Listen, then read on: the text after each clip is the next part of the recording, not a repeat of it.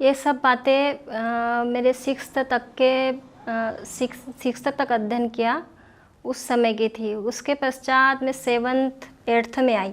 Eighth की बात लूँ तो उस समय एट्थ क्लास में लड़के और लड़कियां दोनों का कंबाइंड स्कूल लगता था। बाकी प्राइमरी स्तर तक तो लड़कों और लड़कियों का स्कूल अलग अलग है, लेकिन मिडिल माध्यमिक स्तर से वहाँ पे माध्यमिक से लेकर हायर सेकेंडरी तक आज वहाँ हायर सेकेंडरी स्कूल की भी मान्यता प्राप्त हो गई है और हायर सेकेंडरी स्कूल का भी संचालन होता है। तो एट्थ क्लास में करीबन हम 70 बच्चे करीब थे, लड़के लड़कियाँ मिला के, और बोर्ड एग्ज़ाम होते थे उस समय। तो उस बोर्ड एग्ज़ाम में मात्र जब एग्ज़ाम और रिजल्ट आया तो मात्र हम 2 लड़के और 9 लड़के पास हुए थे, बाकी सारे लड़के फेल। बस सप्लीमेंट 2 लड़कियां और 3 लड़के, बाकी 7 लड़कों को सप्लीमेंट्री आई थी बस।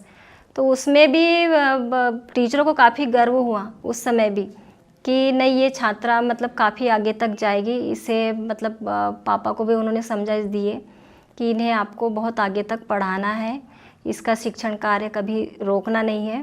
तो ऐसा करते करते फिर मैं हाई स्कूल में आई, 9th में एडमिशन लिया। 9th में मात्र हम 11 बच्चे थे, 2 लड़कियां और 9 लड़के। उसके पश्चात 9th पास किया मैंने। उसके बाद 10th में आई। 10th में आने के पश्चात भी 10th में भी मेरा फर्स्ट ही रैंक लगी। मतलब शुरू से लेके प्राथमिक स्तर से लेके मेरा हाई स्कूल तक का क्लास में फर्स्ट रैंक ही आती आई। उसके पश्चात में क्या हुआ, 10th में भी मेरा पहला स्थान मैंने प्राप्त किया। फिर उसके बाद में जब 11th और 12th की जब बारी आई तो हमारे ग्राम में हायर सेकेंडरी स्कूल नहीं था। उसके लिए हमें गांव से 3 किलोमीटर दूर उमरा नाला में अध्ययन करने हेतु जाना पड़ता था। अब उसके पहले भी मात्र 2-4 लड़कियों ने 11th-12th किया था, वो भी प्राइवेट। अब जब हम लोगों का एडमिशन की बारी आई शाला में प्रवेश दिलाने के लिए उमरा नाला में, तो काफ़ी लोगों ने पापा को भी रोके कि 10th तक की तो पढ़ाई बहुत हो गई है, अब क्या करते हो पढ़ा के। लेकिन पापा ने कहा कि नहीं, मेरी बच्ची में वो गुण है, उसे तो मैं प्रवेश दिलाऊंगा उमरा नाला में, और वहाँ वो अपना शिक्षण कार्य करने के पश्चात जो भी वो करना चाहे वो करेगी। काफ़ी लोगों ने विरोध भी किया। उसके बाद भी पापा ने किसी की नहीं मानी और उसके पश्चात मेरा उमरा नाला में प्रवेश हुआ। प्रवेश होने के बाद में वो हमारा जो एक प्रकार से देखा जाए तो वो ऐसा पहला बैच था जिसके बाद से हमारे गांव से बाहर पढ़ने के लिए निकलने लगी। इसके पहले हमारे यहाँ लड़कियां उतना बाहर मतलब एजुकेशन के लिए नहीं निकल पाती थी। मेरे बैच के पश्चात में कंटिन्यू फिर प्रति वर्ष लड़कियां उमरा नाला अध्ययन करने के लिए जाने लगी। और अब आज की कंडीशन ऐसी है कि लड़कियां अब छिंदवाड़ा तक भी कॉलेज के लिए और भी दूसरे मतलब डिग्रियों के लिए, दूसरे कार्यों को सीखने के लिए छिंदवाड़ा तक आने लगी है। अब 12th का रिजल्ट आया। 12th में मैंने फर्स्ट डिवीज़न में मार्क लेके आए। तो पापा मम्मी को भी काफ़ी खुशी हुई कि बच्ची ने शुरू से लेके अभी तक कभी हमें हताश नहीं किया और हमेशा फर्स्ट रैंक पर ही आई। उसी समय क्या हुआ कि टीचरशिप की भर्ती निकली। मैं 12th पास ही किया था, जुलाई में भर्ती निकली, लेकिन जुलाई में मैं 18 वर्ष की नहीं हो पाई थी, इस वजह से मेरा फॉर्म नहीं डाला गया। सेकेंड बार में फिर भर्ती निकली 3 माह बाद में। तो उस फॉर्म की डेट ऐसी थी कि जो आवेदन करता है वो 30 सितंबर को 18 वर्ष की आयु पूर्ण कर चुका हो। मैं अपने आप को बहुत ही धनी मानती हूँ। ईश्वर का मुझे वरदान है या मैं शायद ईश्वर का मुझे आशीर्वाद था कि मैं 29 सितंबर यानी 29 तारीख को 18 वर्ष पूर्ण किए। 30 सितंबर लास्ट डेट थी। 30 सितंबर को मैंने फॉर्म डाला। वो भी मेरे चाचा ने डाला, मुझे तो उतनी ये थी ही नहीं उस समय कि मुझे जॉब करना है। चाचा ने मेरा फॉर्म डाला और उसी में मेरा अपॉइंटमेंट लेटर आ गया। तो मैं गांव की पहली लड़की हूँ, उस ग्राम की मैं पहली लड़की हूँ कि जिसने 18 साल 1 दिन पे मेरी जॉब लगी। मतलब ऐसा कोई भाग्यशाली नहीं होगा कि जिसकी 18 साल 1 दिन में नौकरी लगी हो। तो जब जब जब मेरा अपॉइंटमेंट लेटर आया तो मुझे जब ज्वाइन करने ले जाया जा रहा था, मेरा मन बिल्कुल नहीं था कि मैं जॉब करूं, बिल्कुल इच्छा नहीं थी मेरी जॉब करने की। पर जब उस दिन जब ज्वाइन करने के लिए जाना था, उस दिन मैं खूब रोई। वो दिन जब याद करती तो आज मुझे लगता है कि पता नहीं उस समय मुझे अक्ल नहीं थी या मैं क्या सोच के आगे बढ़ना चाह रही थी कि मैं ज्वाइन करने के लिए नहीं जा रही थी। शाम को लगभग 4 बजे लास्ट टाइम पे मेरे पापा ने मुझे ज़बरदस्ती, चाचा ने और पापा ने लेके गए और वहाँ ज्वाइन करवाए। वो जिस ग्राम में मैंने ज्वाइन किया वो ग्राम हमारे गांव से लगभग 7 किलोमीटर दूर था। उस गांव का नाम था चारगांव। उस ग्राम में भी मैंने करीबन दो वर्ष काम किया, लेकिन वहाँ पर भी मुझे मतलब जब वहाँ 2 साल में पढ़ाने गई, वहाँ पे मुझे काफ़ी समस्याएं हुई। डेली कच्चा रोड, डेली जाना डेली आना, और ऊपर से फिर मैं एक लड़की ही थी। और उसके पश्चात में वहाँ क्या होता था कि वहाँ पे एक गांव में एक ग्राम पटेल थे। वहाँ पे जो टीचर पहले से ही पदस्थ थे, वो जो ग्राम पटेल था वो आके हमेशा उनके ऊपर धौंस जमाया करता था, और वो लोग भी उसकी हाँ हुजूरी करके आइए बैठिए ऐसा वैसा, मतलब काफ़ी उसकी ये करते थे। मतलब एक प्रकार से वो अपना दबाव या प्रेशर टीचरों पे बनाना चाहता था। मैं जब मेरा अपॉइंटमेंट 2-3 माह देखा वहाँ पे कि ये सब यहाँ क्या चल रहा है, हाँ, तो मैंने अपने पापा को बताया। तो पापा ने मुझे यही कहा कि बेटा अब तुम घर के बाहर निकल चुकी हो, सारी समस्याओं को फेस करना तुम्हें ही करना है। मतलब तुम्हें वहाँ हम नहीं आएंगे कि अगर तुम्हारे साथ कुछ होता है तो वहाँ तुम्हारी मदद के लिए हम नहीं दौड़ेंगे। तुम्हें हर समस्याओं को फेस करना आना चाहिए। अब तुम्हें ये कैसे करना है और कैसे किन तरीक़ों से तुम करोगी, अब ये तुम्हारे पर निर्भर करता है। मैं दूसरे दिन स्कूल गई, अनायास उस दिन क्या हुआ, उसकी वाइफ स्कूल में आई और वो मुझे कहती है कि ए मैडम जी, आप क्या पढ़ाते हो? मैं बोली क्यों, क्या पढ़ाते हूँ? मैंने बोली मेरे पास जो कक्षा है वही उन्हीं को मैं पढ़ाती हूँ। नहीं, आपको मेरे बच्चे को अलग से पढ़ाना है। मैं आपको 10 रुपये डेली का ज़्यादा दूंगी, पर आपको मेरे बच्चे को अलग से पढ़ाना है। मैंने उनसे उनकी बातें सुनी, पहले उन्हें नम्रता से समझाने की कोशिश की, लेकिन वो नहीं मानी। फिर मैंने उन्हें कहा कि मैंने बोली मैं एक शिक्षक हूँ, मैं शासन मुझे इसका वेतन देता है, आप नहीं देती हो। आप मुझे 10 रुपये तो क्या 1000 रुपये भी प्रतिदिन का ला के दोगी तो भी मैं आप सारे बच्चों को एक समान पढ़ाऊंगी। आपका बच्चा मेरे लिए कोई अनमोल नहीं है, मेरे लिए मेरे कक्षा के जितने बच्चे सारे एक ही रूप में है, एक ही समान है।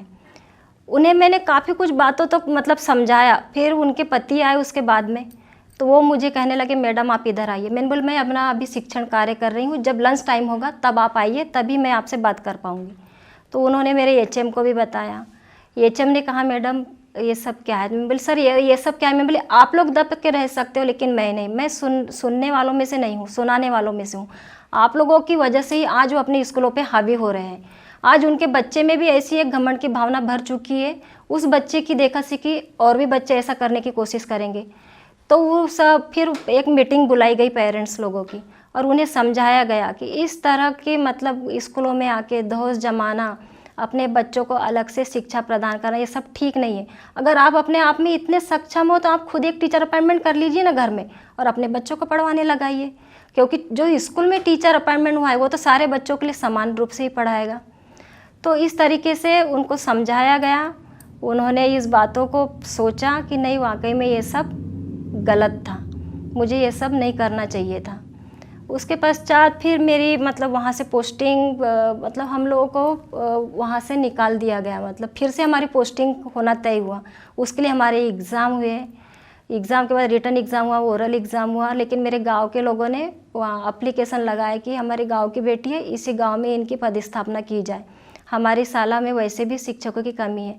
तो जिस स्कूल में मैंने अपना शिक्षण कार्य किया उसी स्कूल में मेरी पदस्थापना हुई और आज लगभग 22 वर्षों से मैं वहाँ पे बच्चों को शिक्षा प्रदान कर रही हूँ। शिक्षा प्रदान करते करते उस स्कूल में मैं देखा जाए, जब मेरा अपॉइंटमेंट हुआ था तो अपॉइंटमेंट होने के बाद में उस स्कूल का चार्ज वहाँ पे एक जामकर सर थे, उनके पास था। उसके पश्चात सन 2000 में, सन 98 में मेरी पोस्टिंग वहाँ पे हुई। 96 में चारगांव में पोस्टिंग हुई थी। 2 वर्ष वहाँ मैंने जॉब की। 98 में जब जाम में पोस्टिंग हुई, उसके बाद 2 वर्ष मैंने वहाँ जॉब करने के पश्चात मेरी शादी छिंदवाड़ा में ही श्रीमान हेमंत धोटे के साथ में मेरा विवाह होना तय हुआ। सन 16 अप्रैल सन 2000 को मेरी मैरिज हुई। और जॉब के साथ साथ में ही मैंने अपना ग्रेजुएशन भी कंप्लीट किया। उसके पश्चात मेरा डिप्लोमा इन एजुकेशन भी अनकम्प्लीट था, क्योंकि मेरी जॉब 18 वर्ष के पश्चात ही लग गई थी, और गांव की मैं पहली लड़की थी जिसकी 18 साल में जॉब लगी थी। तो ग्रेजुएशन करने के पश्चात फिर मैंने डीएड करने के लिए अप्लाई किया। तो उस समय बेटी मेरी 3 साल की थी और बेटा मेरा 1 साल का था। शादी होने के पश्चात जब बेटी 3 साल की हुई, तो उसे जब मुझे एजुकेशन के लिए स्कूल में डालना था। अब मुझे लगा कि मैं डेली अप डाउन अगर छिंदवाड़ा से जाम करूँगी तो बच्चों की परवरिश कैसे होगी।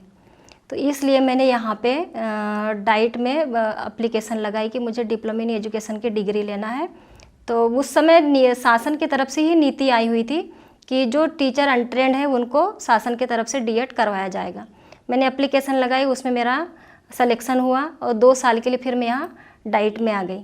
यहाँ पे फिर मैंने डिप्लोमा इन एजुकेशन की डिग्री हासिल की। लेकिन उस डिग्री हासिल करते समय भी मेरे साथ में बहुत ही मतलब समस्याएं हुई, खास तौर से फर्स्ट ईयर के समय मेरा बेटा 1 साल का था, उसे जॉइंटिस हो गया। और एग्ज़ाम के समय की बात है, इसकी तबीयत इतनी ज़्यादा ख़राब हो गई, डॉक्टर जेएम श्रीवास्तव को दिखाया। जेएम श्रीवास्तव ने ट्रीटमेंट दिया, लेकिन उनके ट्रीटमेंट से भी बच्चे के स्वास्थ्य पर कुछ भी असर नहीं हुआ, और ज़्यादा से ज़्यादा मतलब उसकी तबीयत ख़राब होते गई। जब हमने फिर से दोबारा उनके पास ले गए तो उन्होंने कहा कि आप इन्हें तुरंत नागपुर लेके जाइए। जबकि मैंने डॉक्टर जेएम श्रीवास्तव को पहले ही दिखाने जब ले गया तभी पूछा था कि डॉक्टर साहब इसकी तबीयत हमें कुछ ज़्यादा लग रही है, हम इसे नागपुर चेक करवाने के लिए ले जाना चाहते हैं। तो उन्होंने मना कर दिया था। फिर जब उस दिन उन्होंने कहा तो माथा तो मेरा बहुत ठनका था, लेकिन अब क्या करते, परिस्थिति कुछ ऐसी थी कि हमें तुरंत नागपुर जाना पड़ा। नागपुर में मेरा बेटा 8 दिन एडमिट रहा। 8 दिन एडमिट रहने के बाद में एग्ज़ाम के मात्र 2 दिन पहले मैं यहाँ छिंदवाड़ा पहुँची, और जैसे तैसे मैंने एग्ज़ाम फेस किया। मुझे लग रहा था शायद मैं इस वर्ष एग्ज़ाम निकाल ही ना पाऊँ, लेकिन वो कहते हैं ना, मतलब पता नहीं ईश्वर का शायद मुझे कुछ आशीर्वाद ही है। उस क्लास में मैं फर्स्ट ईयर में क्लास में सेकंड रैंक लगी मेरी। मेरी एक फ्रेंड थी, मात्र मुझसे 2 पॉइंट से आगे थी और मैं उनसे 2 पॉइंट से पीछे थी। मेरा 84 पॉइंट कुछ परसेंटेज बने थे और उनके 85 थे। तो इस तरह से डीएड में भी मुझे डीएड करने के समय भी मुझे काफ़ी परेशानी हुई, लेकिन मैंने हिम्मत नहीं हारी, साहस और धैर्य रखा और अपने कार्यों में सफलता हासिल करते गई। उसके पश्चात मैंने पोस्ट ग्रेजुएशन भी किया। ये सब मेरा ग्रेजुएशन, डीएड, ये सब मेरा शादी के बाद ही हुआ। और शादी में मुझे इतना अच्छा परिवार मिला। मेरी सास जो है वो तो मेरी माँ जैसे है, मेरी माँ से भी ज़्यादा है। आज 20 साल का समय हो चुका है, मतलब उनके बीच में और मेरे बीच में आज तक किसी प्रकार की कोई कहासुनी नहीं। इतना प्रेम दिया है उन्होंने, बहुत ज़्यादा। आज तक उन्होंने हमें कभी बहू माना ही नहीं, बेटियों जैसा ही प्यार दिया। 2 नंदे हैं, वो भी छोटी बहनों जैसे हैं। एक देवर था, लेकिन अब उनकी दुखद घटना में, एक दुर्घटना में उनकी मृत्यु हो गई। वो भी हमारे परिवार के लिए एक बहुत बड़ी दुर्भाग्यवश घटना है। उसके पश्चात अभी जहाँ तक मेरे स्कूल का लिया जाए तो जिस इस स्कूल में पदस्थ हूँ, जब डीएड से मैं जब वापस गई पुनः अपने साला में ज्वाइन करने के लिए, यहाँ 2 साल के लिए मैं यहाँ रिलीव कर दी गई थी। 2 साल के पश्चात जब मैं वहाँ गई तो वहाँ के जो एचएम थे वो रिटायर हो चुके थे, और उनके जाने के बाद जब मैं यहाँ से गई तो मैं वहाँ सीनियरिटी में मेरा नाम आ गया था, तो मुझे चार्ज दिया गया। उस स्कूल में ना तो पानी की, बच्चों के लिए पीने के पानी की व्यवस्था थी, ना शौचालय की व्यवस्था थी, ना बिजली की व्यवस्था थी, और ना ही मतलब टीचरों के लिए फर्नीचर की व्यवस्था थी, ना बच्चों के लिए दरी पर बैठने की व्यवस्था थी। मैं शासन से जो भी फंड आता था, जो कुछ साल भर में जो खर्च होता था, उसमें से बचा बचा के बच्चों के लिए पेयजल की व्यवस्था करवाई, शौचालय बनवाया, शौचालय में नल फिटिंग करवा के पाइपलाइन बिछा के वहाँ पे पानी की व्यवस्था करवाई, बिजली की व्यवस्था करवाई। और मेरे स्कूल के जो बच्चे हैं, जिन बच्चों को मैंने आज तक पढ़ाया है, वो बच्चे मतलब आज भी मुझसे उन लोगों से इतना ही स्नेह और इतना प्रेम प्राप्त होता है। मैं बताना चाहूँगी कि जब भी मेरा बर्थडे रहता है, मेरे बच्चे या मेरे फैमिली के मेंबर तो मुझे बाद में विश करेंगे। मेरे छोटे छोटे बच्चे मतलब प्राइमरी के ही हैं, मैं प्राइमरी में ही पदस्थ हूँ, सुबह 5 बजे से उनके फ़ोन आना चालू हो जाता है, मैडम हैप्पी बर्थडे। एक बार एक समय की बात है जब मेरा बर्थडे आया, मुझे तो कुछ भी नहीं मालूम था कि मेरे साला के बच्चे मेरे लिए कुछ करना चाह रहे हैं। मैं जब दूसरे दिन पहुंची, 29 सितंबर की बात है, उसी दिन मेरा बर्थडे रहता है, तो गई तो स्कूल का कक्ष इतना अच्छे से सजा के रखे थे छोटे छोटे बच्चों ने, मुझे इतनी खुशी हुई। और आज मैं जो भी उनको शिक्षा देती हूँ, बच्चे बाकायदा उसे ग्रहण करते हैं, जो भी उन्हें समझाइश देती हूँ बाकायदा उस पर वो अमल करते हैं। और अभी तक तो मैं किसी ऐसे संघ से या किसी संस्था से जुड़ी हुई नहीं थी कि जिसमें महिलाओं के प्रति महिलाओं में कोई जागरूकता लाई जाए या कुछ। अभी जब मैं यूनिकॉर्न क्लब में इसमें जुड़ी तो मुझे खुशी हुई। और मैं अब यही चाहती हूँ कि मेरे ग्राम में मतलब जो महिलाएं हैं, जो लड़कियां हैं, गांव तो मेरा काफ़ी शिक्षित है, हर घर से 1 या 2 बेटे बाहर जॉब कर रहे हैं, लड़कियां भी काफ़ी शिक्षित हैं।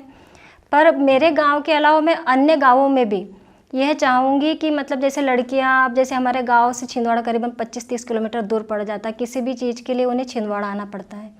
तो मैं यही चाहूँगी कि मतलब कुछ ऐसा किया जाए कि जैसे गाँवों में सिलाई सेंटर खोले जाए, ब्यूटी पार्लर का कोर्स करने के लिए मतलब वो संस्थाएँ खोली जाए, कुकिंग बेकिंग के कार्य के लिए कुछ संस्थाएं खोली जाए, ताकि लड़कियां वहां पे उत्तम से उत्तम अपने सारे कार्य सीख सकें।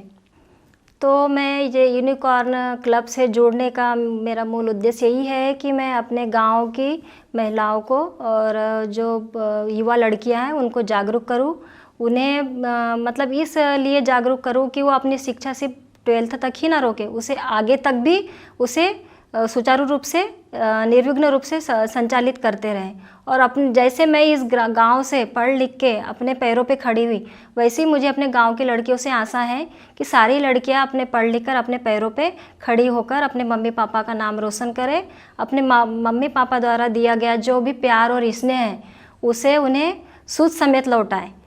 और उसी तरह से देखा जाए तो मैं अपने बस गांव की लड़कियों के लिए नहीं, अपने आसपास के भी जो ग्रामीण क्षेत्रों की लड़कियां उनके लिए भी यही चाहूँगी। और इसी से मैंने अभी बीच में एक घटना बताई थी, उस घटना का मैं उल्लेख करना थोड़ा सा भूल गई थी। जो चारगांव में जो मतलब नगर अध्यक्ष थे, मतलब जो भी उस गांव के ग्राम पटेल थे, जो धौस जमाते थे हमेशा आके, उनकी वाइफ और वो मतलब पेरेंट्स मीटिंग बुलाने के बाद से वो सब तो बंद हो गया। उसके 1 साल पश्चात मेरा अपॉइंटमेंट जैसे जाम में हुआ, तो मैं तो वहाँ से आ चुकी थी यहाँ पे, लेकिन कुछ सालों बाद में लगभग देखा जाए तो 15 सालों बाद में जब मैं एक दिन बस स्टैंड पे खड़ी थी, तो उन्हीं का बेटा जिसका नाम अनिल था, वो आके मेरे पैरों पे गिरा, मेरे पैर छुआ और मुझे कहने लगा, मैडम आपने मुझे पहचाना क्या? मैंने कहा बेटा नहीं, मैं आपको नहीं जानती। अरे मैडम आप मुझे कैसे भूल गए, मैं अनिल हूँ और आपने मुझे पढ़ाया है। तो मैं बोली कौन अनिल? उसने पूरा मुझे उस घटना के बारे में बताया। मेरा मन इतना हर्ष से भर गया कि बताओ, उस बच्चे के मतलब मम्मी पापा का ऐसा व्यवहार होने के बाद मेरे द्वारा समझाइश से उसके ऊपर, उसके माँ बाप के ऊपर और उसके बच्चे के मस्तिष्क पटल पर इतना गहरा असर हुआ कि आज वो बच्चा जम्मू कश्मीर, मतलब जम्मू, उस समय की स्थिति बता रही, उस समय वो बच्चा जम्मू कश्मीर में आर्मी में पदस्थ था। ये घटना मेरे जीवन के लिए काफ़ी ही मतलब खुशी देने वाली थी कि मेरे पढ़ाए हुए बच्चे भी जॉब कर रहे थे। वहाँ पे और भी 2 लड़कियाँ थी जो आज भी टीचरशिप में है। मतलब उस समय वहाँ के मतलब काफ़ी बच्चे आज भी जॉब में हैं। और जाम में जो बच्चे पढ़ाएं, अभी तो खैर उनका एजुकेशन चल रहा है, ग्रेजुएशन चल रहा है, अभी 20 ही साल हुए हैं वहाँ की यहाँ पे शिक्षण कार्य करते हुए। और मैं एक बात ये भी बताना चाहूँगी, मेरी इन बातों को ये ना समझा जाए कि मैं शायद खुद ही अपने मुंह से तारीफ़ कर रही हूँ, लेकिन मेरा जो संकुल है, मेरा जो JSK है, वहाँ पे मुझे मेरे साथ में जितने भी टीचर पदस्थ हैं वो सभी लोग हमेशा मेरी तारीफ़ करते हैं। अब क्यों करते मुझे ये नहीं मालूम, मुझ में क्या गुण है, वो अपने गुण हमें तो नहीं दिखते, लेकिन सामने वाला अपने गुणों को बराबर देखते ही रहता है। तो मुझे हमेशा कहते कि मैडम आपका काम सबसे अव्वल दर्जे का है, आप हर चीज़ में आगे रहती हो। तो मैं ईश्वर से यही प्रार्थना करती हूँ कि मैं इसी तरह अपने हर क्षेत्र में आगे रहूँ, अपने गांव से लेके अपने ज़िले से लेके राज्य से लेके अपने देश में शिक्षा की लहर को इसी तरह मतलब शिक्षा का पताका फहराते रहूँ और अपने देश के जो नन्हे बच्चे हैं उनको उत्तम से उत्तम शिक्षा प्रदान कर उनका सर्वांगीण विकास कर देश के निर्माण में सहायक बनाऊं। और शिक्षक क्या होता है? शिक्षक की परिभाषा आप सभी जानते हैं। शिक्षक वह ज्योति है, शिक्षक वह दीपक है जो खुद जलकर दूसरों का जीवन को रोशन करता है। शिक्षक के रूप में देखा जाए तो हमारे डॉक्टर सर्वपल्ली राधाकृष्णन वो भी एक शिक्षक ही थे। उनके जीवन की भी एक घटना का मैं व्याख्यान यहाँ करना चाहूँगी कि 5 सितंबर को टीचर्स डे क्यों मनाया जाता है। 5 सितंबर को हमारे सर्वपल्ली राधाकृष्णन का जन्म हुआ था। एक दिन उनके छात्रों ने, जिस तरह मेरे शाला के बच्चे मेरा बर्थडे मनाते हैं, उसी तरह उनके भी शाला के बच्चों ने उन बर्थडे मनाने के लिए कहा। तो सर्वपल्ली राधाकृष्णन ने बच्चों से कहा कि बेटा तुम इसे मेरा जन्मदिन के रूप में ना मनाओ, इसे तुम पूरे शिक्षकों के जन्मदिवस के रूप में बनाओ। जो शिक्षक अपना पूरा परिश्रम, पूरा योगदान शिक्षा के लिए झोंक देता है, तो शिक्षकों को याद करते हुए तुम मेरा शिक्षक दिवस के रूप में मनाओ। बस इतना कहकर अपनी वाणी को विराम देना चाहूँगी।